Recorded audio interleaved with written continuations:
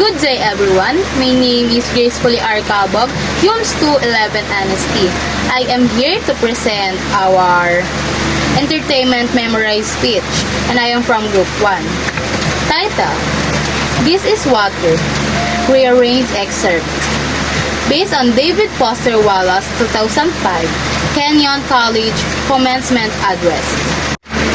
There are these two young fish swimming along, and they happen to meet an older fish swimming the other way. The older fish says, "Morning boys, how's the water?"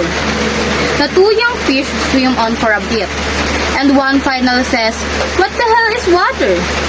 That's what this talk is about. The most obvious, important realities are often the hardest to see. Most days, we move through life on our default settings. Everything evolves. Around me, my job, my time, my problems. You get off work, you're exhausted, and you have to stop by the grocery store. It's crowded, the line is endless, and the cashier seems impossibly slow. Your default thought, this is insane, my life is miserable, these people are idiots. But here's the truth that's so easy to forget.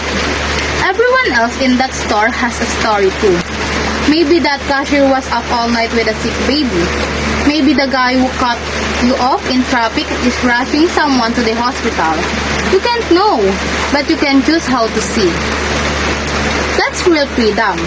The freedom of an educated mind, the ability to choose what to pay attention to choose what meaning to give your experiences.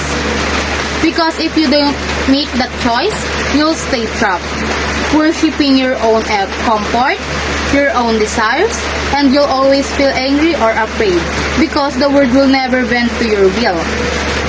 As Wallace said, there is no such thing as not worshipping. Everybody worships.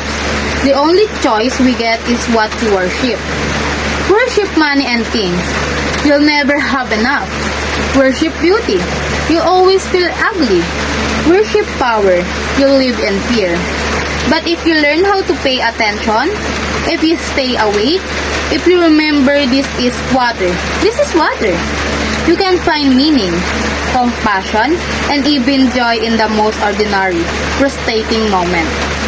Because the truth, the capital T, truth, is that life before that is real. And it's happening right here, right